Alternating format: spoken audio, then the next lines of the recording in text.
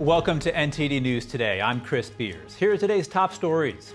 A rapidly intensifying bomb cyclone burying parts of North Carolina in record snow, knocking out power, halting travel, and canceling flights as bitter Arctic air pushes rare, freezing temperatures and snow flurries into Florida. The U.S. government is partially shut down. House Speaker Mike Johnson saying he's confident that he has enough Republican votes to end it by at least Tuesday. Iran's supreme leader warning Sunday that a U.S. strike on Iran could spark a regional war. The situation in the Middle East is tense as U.S. warships move there. A major shift in US-Venezuela relations. An American envoy arrives in Caracas as plans move forward to reopen the U.S. embassy. And President Trump signals warmer ties and possible oil cooperation after the capture of Nicolás Maduro. It's America's most consumed beverage. According to a 2025 report, Americans drink more coffee than they do bottled water. But is coffee ultimately good for our health? Vital Signs Brendon Fallon presents the views of two nutritionists. And a new exhibition at the British Museum is rethinking the samurai. From warriors to artists and leaders, the surprising history is being revealed, including the powerful role of women.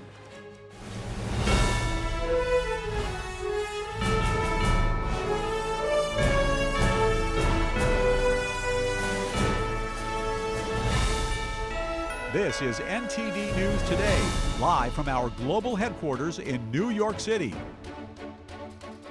We continue our coverage of a major winter weather event sweeping across the United States as a powerful bomb cyclone and Arctic blast impact millions from the southeast up to the east coast.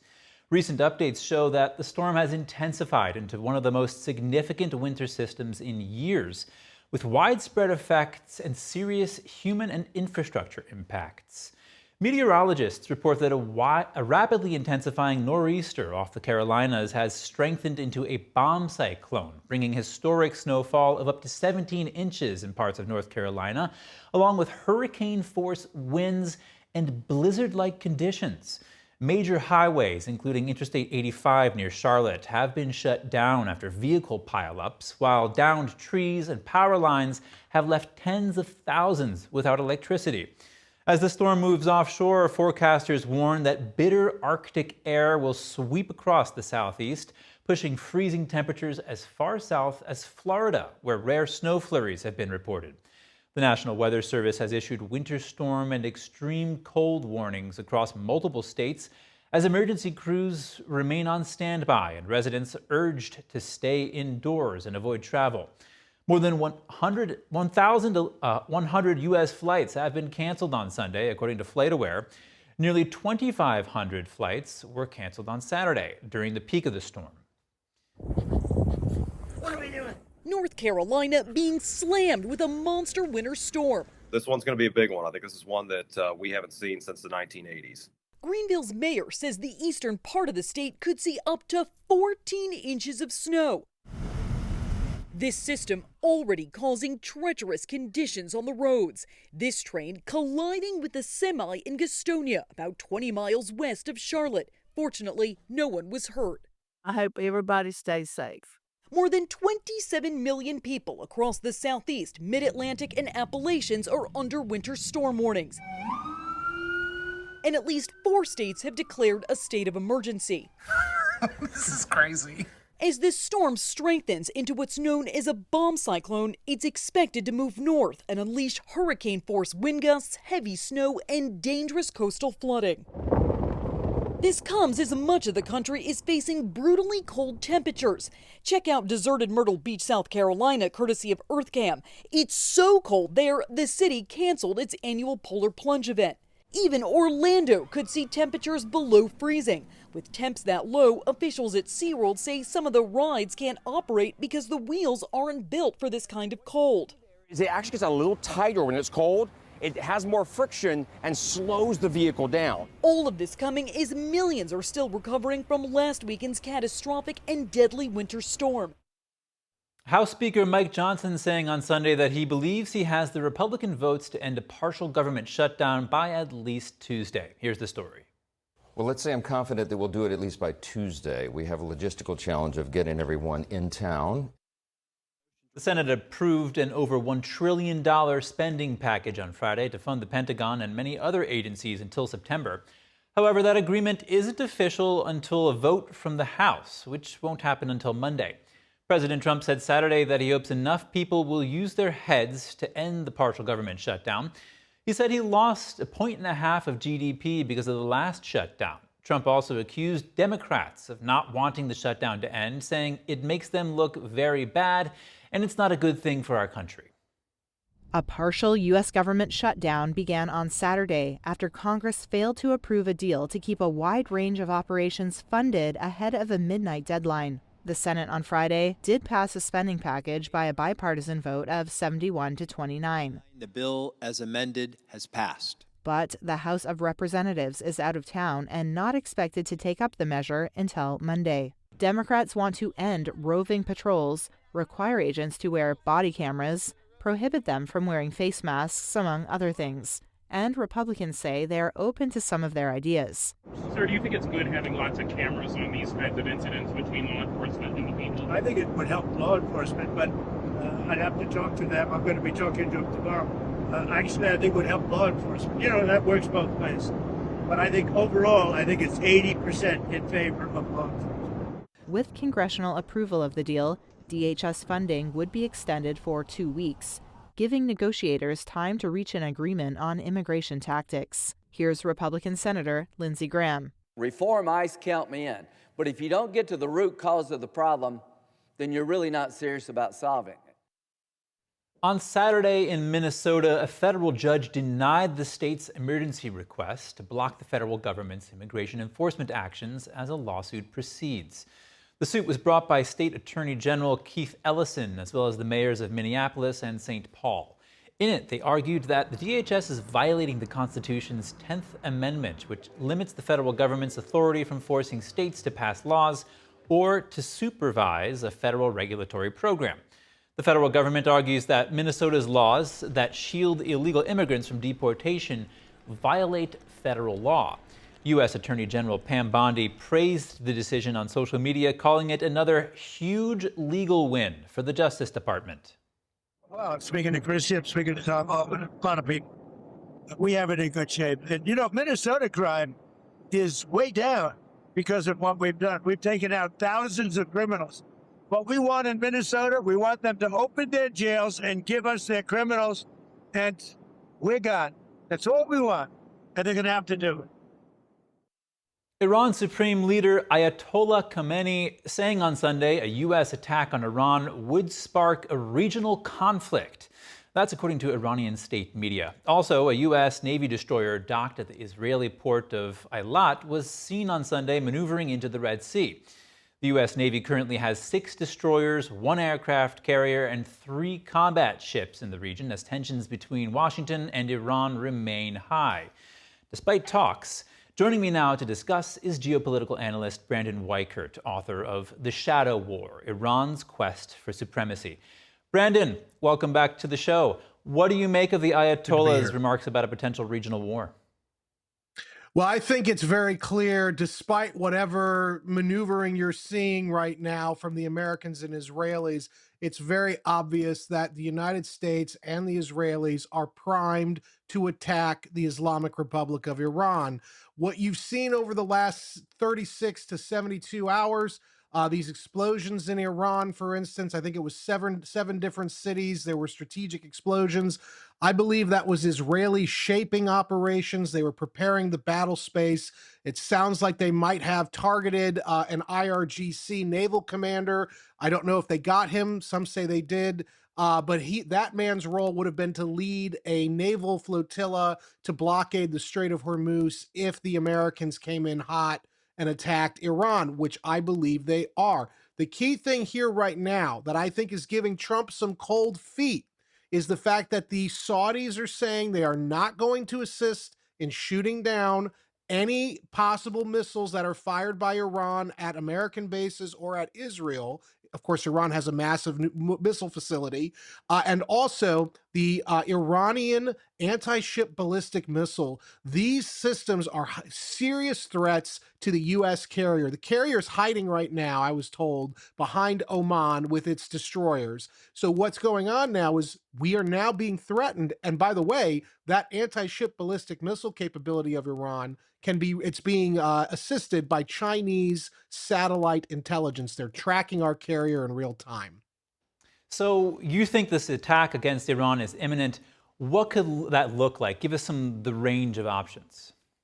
Well, I think it's imminent, but I think right now the Trump administration is pausing because they're trying to move as many air defense assets into the region because we're depleted, and the Israelis are depleted too. So I think they're about to do this, but every time they get close to pulling the trigger, they pull back because they know we're not yet ready. I don't think we ever will be, but the Trump administration wants to go. The Israelis want to go. What that would look like, you would see a massive launch of aircraft from the carrier, FA-18s, the fighter planes. They would be accompanied by EA-18G Growlers, which are electronic warfare planes, whatever bombers we have already stationed in the region. And the key thing here to understand is this would not just be targeting nuclear facilities this time.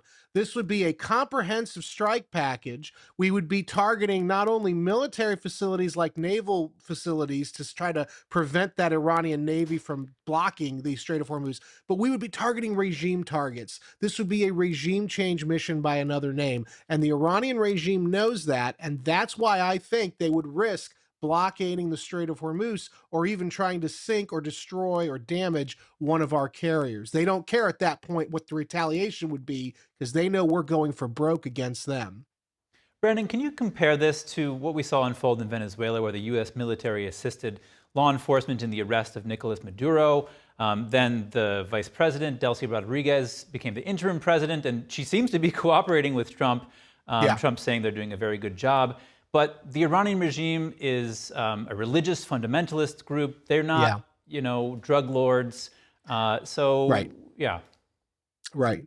No, I think that's a great question. And I think in a perfect world, the President Trump would love to see a replication of that. In fact, the New York Times, take it for what you will, the New York Times reported on Friday that the Trump administration was talking about doing basically dozens of Maduro-style special forces raids in the coming weeks directed against key leadership in Iran. The problem is Iran is not Venezuela. It's a fundamentally different geography. The leadership is different, as you rightly note. Even if Trump could identify a leader within the regime today, that leader is going to be far more ideologically strict or extreme than anything we saw in the Venezuelan regime. So this idea we're going to lop off the head and then sort of like take it over like a parasite, I don't think that'll work here, and it'll force us to keep escalating. And by the way, again, the geography is different. It's a more expansive country. It's a larger country,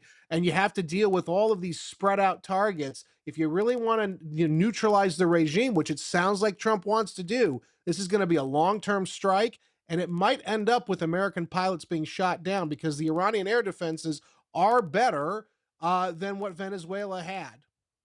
Now, the situation in Iran is complicated for other reasons as well. I mean, it's arguable that, or they've been noted for suppressing all kinds of forces that could then spring up and do battle with one another if they were, removed in one way or another. So how does the U.S. balance all this? I mean, it sounds like a much more complicated post-conflict situation to manage than, say, with Venezuela. Well, the Pottery Barn rule's in effect. You break it, you own it. And I know President Trump doesn't believe that. And he's using the Venezuela experience as proof positive. But this is a very different kind of mission, and it's a very different region than Latin America, different culture, different norms. You're right. Once we knock over the regime, which, by the way, the regime is brittle in Iran, I think it wouldn't be hard to ultimately knock it over. the question of what comes next, the second and third order effects. I know these protesters are passionate and it's wonderful to see them standing up for their rights, but I don't know if they have the capacity to formulate a post-regime system that won't just revert to more, authoritarianism or worse, sectarian conflict. We could see Iran become the new Lebanon. Remember in the 80s, Lebanon broke up into like a multi-sided civil war for decades. The country's never been the same since. We don't want to replicate that in Iran, although there are some people, I think, who do in the United States and in Israel who would love to see just weak countries all over the Middle East. But ultimately, that will breed terrorism. That will breed real bad criminality, things that we're going to be dealing with for decades on. And we don't want to have to deal with that, especially given Iran's strategic location along the Strait of Hormuz, one of the great oil choke points of the world. So you're right. We don't really have a post-war stabilization plan. And we're already struggling to get air defense systems into the region. We would need an even larger force to secure post-war Iran, and the Israelis certainly can't help us with that. So this is really a very dangerous prospect the president is playing with. So, President Trump says Iran is talking with the U.S. Right now in an attempt to de-escalate everything. But the last high-profile talks the U.S. had with Iran were the backdrop of the U.S. attack on Iran's nuclear facilities. So how meaningful are such talks at this point? I don't think they're meaningful at all. I think it's another ruse. I think the president and the Israeli leadership used talks last time to lull the Iranians into a false sense of security, and then they sprung the trap on them in the 12-day war.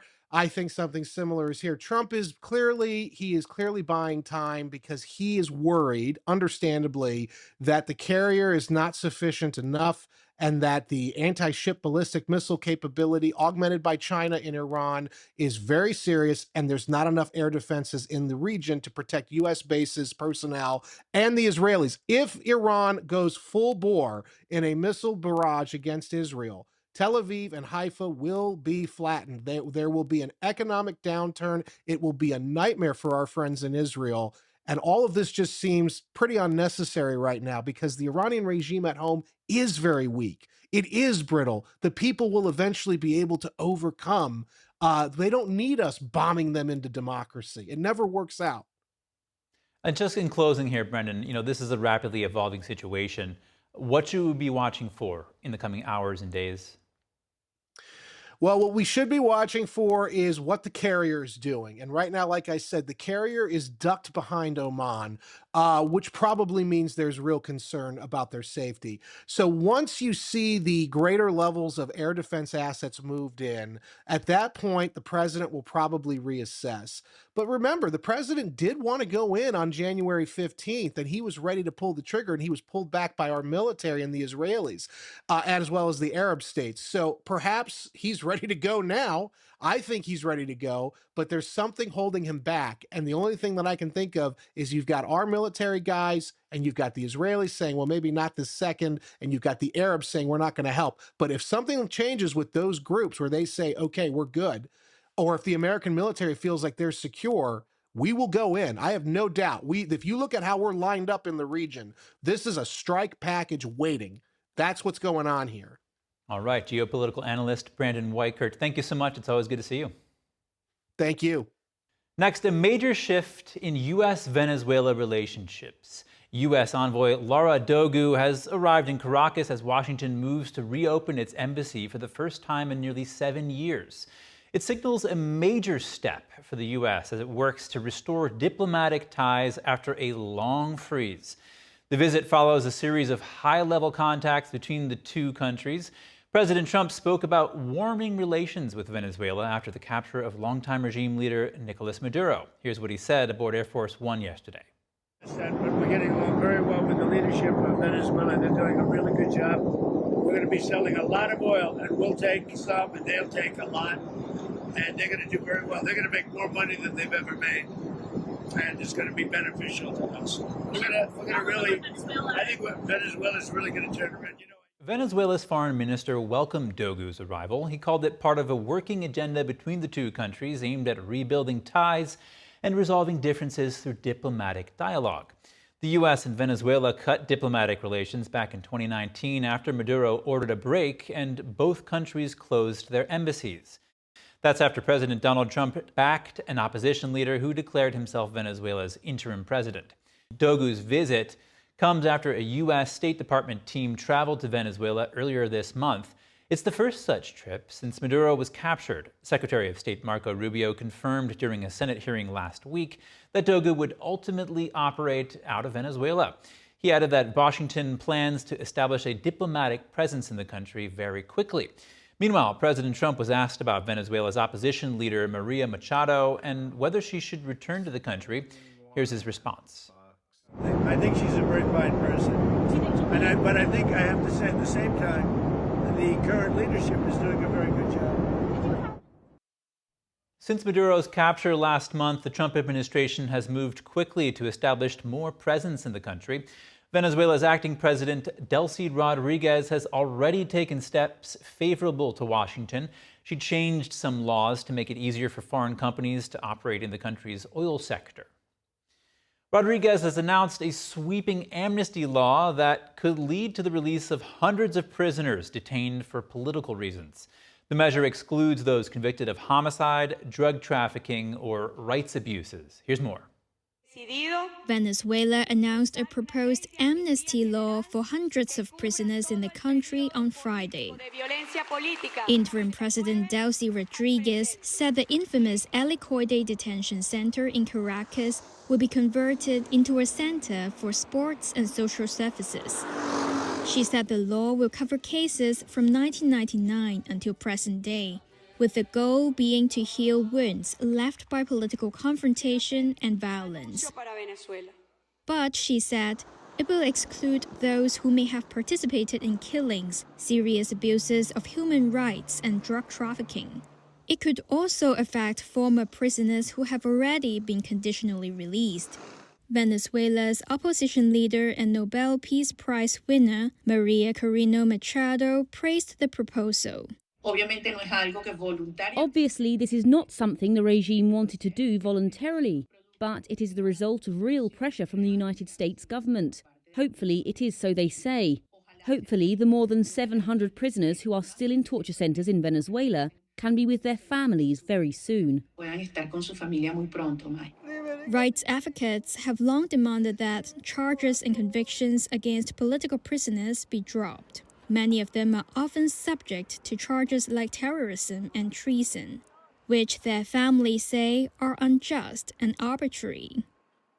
UK Prime Minister Keir Starmer says former Prince Andrew should testify before the US Congress over his ties to Jeffrey Epstein. New files show Andrew kept contact with Epstein after his conviction. Buckingham Palace declined to comment. Prince Andrew denies wrongdoing. Steve Reed, the UK's Secretary of State for Housing, Communities and Local Government, joined Starmer in urging Prince Andrew to testify before Congress. Here's more. The former Prince Andrew should testify before a US congressional committee, British Prime Minister Keir Starmer has said. That's after the latest revelations about Andrew's links to the deceased sex offender and financier Jeffrey Epstein. New files published by the US Justice Department include emails that showed King Charles's brother maintaining regular contact with Epstein for more than 2 years after he was found guilty of child sex crimes. The files also include pictures appearing to show Andrew crouching over and touching the waist of an unidentified woman lying on the floor. King Charles stripped his brother of the title of prince and evicted him from his mansion in the grounds of Windsor Castle in November, in the wake of previous revelations. Andrew Mountbatten Windsor, as he is now known, has denied wrongdoing in connection with Epstein. He did not reply to a Reuters request for comment on the latest revelations. Buckingham Palace declined to comment.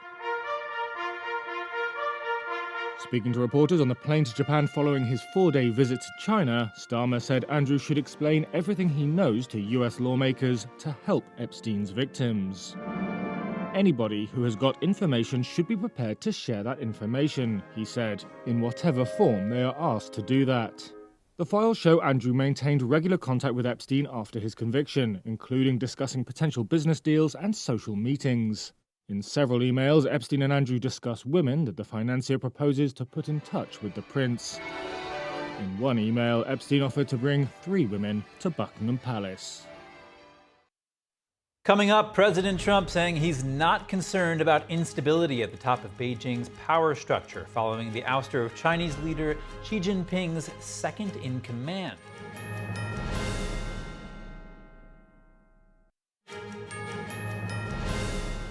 Welcome back. Britain's China trip delivered headlines and limited trade wins, but no breakthroughs on security or political disputes. Experts say the same holds for Canada, Europe, and India. Engagement with China has clear limits and does little to alter their position in the US-China rivalry. British Prime Minister Keir Starmer's visit to China is the latest win Beijing can tout in its rivalry with Washington. But the deals Starmer brought home show how hard it is for middle powers like the UK and Canada to find balance between the United States and China. Canada's Mark Carney struck a trade deal on a similar visit weeks ago. India's Narendra Modi and European leaders have also made the trip. The message they're trying to send Washington is simple: we have alternatives. If they do a deal with China, yeah, we'll do something very substantial. That's if Trump continues to make trade tariff threats over issues like his plan to grab control of Greenland. We need Greenland. Economists warn a pivot to China has sharp limits. Alicia Garcia Herrero, chief Asia-Pacific economist at Natixis, calls the visits superficial gestures amid stalled global growth. China's consumer demand is weak. Imports were flat last year, about $2.6 trillion, and they were mostly energy and commodities, not Western goods. Meanwhile, China's trade surplus hit a record $1.2 trillion. Its manufacturers have responded to Trump's tariffs by flooding goods into other markets at the expense of domestic producers. The deals Britain clinched in Beijing made some headlines: visa-free access for Britons going to China, lower Scotch tariffs, and multi-billion-dollar expansion plans for drug maker AstraZeneca. On harder issues, though, like China's Russian ties, its threats against Taiwan, and its political crackdown on Hong Kong, Starmer got nothing more than frank dialogue. At home, critics raised espionage and human rights accusations. Next, President Trump commenting on China's recent ouster of leader Xi Jinping's second in command on Saturday. As far as you're talking about China? Yeah. As far as I'm concerned, there's one boss in China, that's President Xi. That's the president of him. Are there any concerns about stability or? No, I think President Xi is the boss. I watch it very closely, and he's highly respected in China. He's the boss. Zhang Youxia, China's top general and Xi's second in command, was put under investigation last weekend. Liu Junli, chief of staff of the commission's Joint Staff Department, was also under investigation. Their purge was a surprise, as the two are members of China's highest-ranking military decision-making body. Now, the six-member body is left with only Xi and one other general. The rest have all been ousted. Authorities accuse Zhang and Liu of corruption and challenging the governing structure of China's military. In Xi's China, these allegations usually refer to people he deems as threats to his rule. It's the highest profile purge to date of senior military leaders. Zhang's purge was unusually fast. It took less than 2 weeks from him disappearing from the public view to the official announcement, while it usually takes the regime months or even years to oust an official who enjoys such high ranking. Coming up, it's America's most consumed beverage. According to a 2025 report, Americans drink more coffee than they do bottled water. But is coffee ultimately good for our health? Vital Signs Brendon Fallon presents the views of two doctors specializing in nutrition. Stay tuned.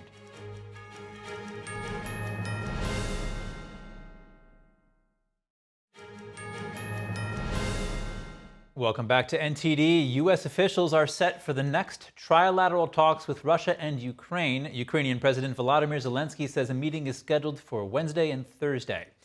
After an effort by President Trump, officials from both Russia and Ukraine recently sat down at the same table for the first time. Ukraine previously thanked the U.S. for the initiative, now saying Kyiv is hoping to get closer to a peace deal this week. Meanwhile, a spokesman for the Russian side said Trump's way of using social media as a means of doing politics is unseen. The spokesman also called Trump an effective leader who seeks peace, but the Kremlin warned that Russia will continue fighting for now, saying its military operation will be successful. Australia's electro-optic system says it plans to move its base and stock listing to Europe within a year, potentially becoming the first major defense firm to do so.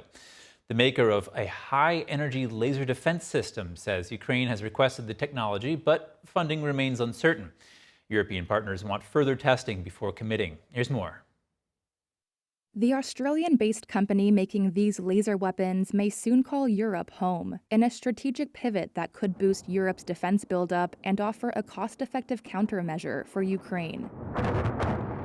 Electro-Optic Systems, or EOS, plans to relocate its headquarters and stock market listing to Europe within a year, which, if done, would make them the first major defense company to move permanently to Europe. It produces the Apollo high-energy laser weapon, which uses an invisible and silent beam of light to burn through targets, sending drones tumbling to the ground. CEO Andreas Schwer claims it's a superior and much less expensive alternative to conventional rockets, missiles, and guns, encountering the growing threat of drone warfare. The laser is extremely cheap because there is no ammunition supply needed. You can shoot down a drone for a cost of the energy, which is between $1 and $5 per shot.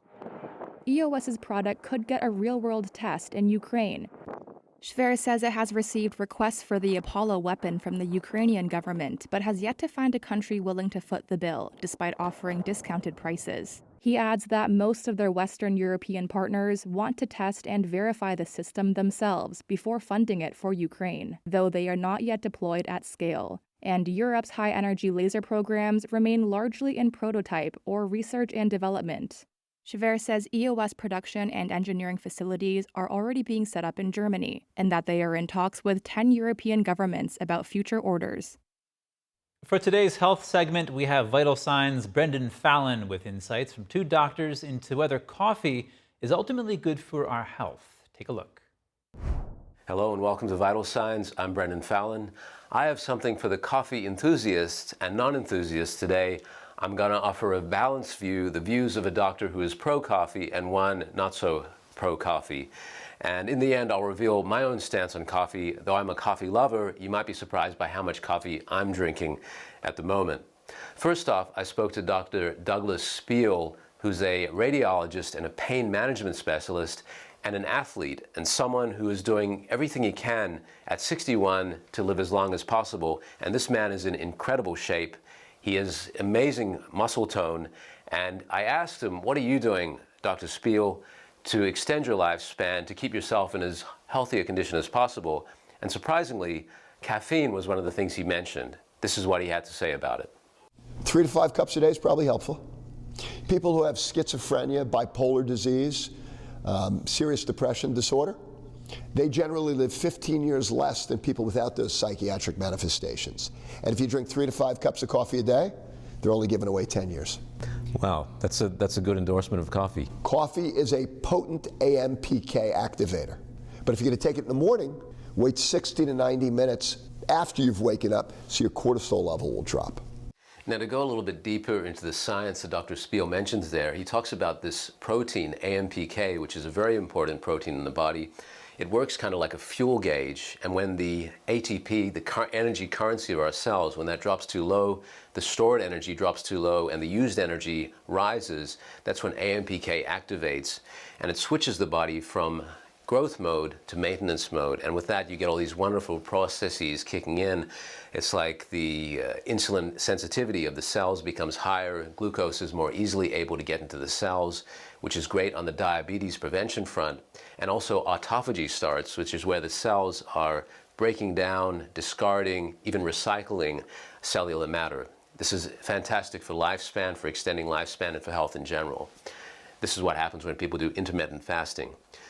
Now, on the coffee con side, I spoke to a doctor, Dr. Daniel Amen, who does these amazing brain scans called SPECT scans, where he's looking at the effects, the activity in the brain when people are taking different substances, from alcohol to marijuana to caffeine. And this is what he has to say about the effects of caffeine on the brain. It constricts blood flow, but it also suppresses a chemical called adenosine. And adenosine is the chemical that throughout the day slowly builds up, and it tells you to go to sleep. Well, caffeine blocks adenosine so you don't feel tired. The problem is adenosine is still going up, but it blocks the effect of it, and you end up with a rebound the next day. And that's why people start their days with caffeine, because what they're really doing is medicating sleep deprivation. And I would just argue if you get rid of caffeine, your sleep's going to be better, your energy's going to be better. It's a short-term fix that continues to cause a long-term problem. Now, in a moment, I'll share a clip from Dr. Amen talking about a patient who is an airline pilot with a serious coffee drinking problem. But first, let me share something else on the coffee pro side. There was a study done in 2009 looking at 20 years of follow-up data of 1,400 participants. And what they found was that those who drank 3 to 5 cups of coffee a day had a 65% lower chance of developing Alzheimer's than those who didn't drink coffee at all. Now, here's that clip from Dr. Amen. Well, one of my favorite stories is an Air Force pilot who came to see me, and his brain looked way older than he did. And he wasn't using marijuana, but he was addicted to caffeine. He'd have anywhere from 6 to 12 cups a day. And he's like, but I can't live without it. And I'm like, no, that's a lie. You can live without it. I said, and if you want to just stop, well, you probably feel bad for 5 or 6 days. The other option is just go down by 10% a day. And he chose that, didn't have any withdrawal symptoms. A month later, he was stunned with the amount of energy he had, with how much better his sleep was. And it's the little lies we tell ourselves, I often say, that keep us fat, depressed, and feeble-minded. I need this. And the fact is, the brain is lazy. The brain does what you allow it to do. And good habits take just as much energy as bad habits. Now, you have to sort of reshape your brain. That takes a bit of energy. And now in closing, I said that I'd reveal my own stance on coffee. I love coffee, but these days I barely touch it. Why? Because I'm someone somewhat susceptible to coffee's addictive effects. Why does coffee have this addictive effect on some people? There are a number of theories for this. One is related to the adenosine factor I talked about before, where people are basically using coffee to combat tiredness. Another relates to coffee being suspected to working similarly to cocaine. And cocaine is suspected to work by keeping the dopamine, the feel-good hormone, in the extracellular space longer to have its effect. Coffee is suspected to work in a similar way. But maybe you're not someone susceptible to coffee's addictive effects. Are you coffee pro or coffee con? If you're watching online, why not leave a comment or send a message if you're watching on TV. It's been great to be with you. I'm Brendon Fallon, and you've been watching Vital Signs. Coming up, a new exhibition at the British Museum is rethinking the samurai, from warriors to artists and leaders. The surprising history is being revealed, including the powerful role of women. Stay tuned.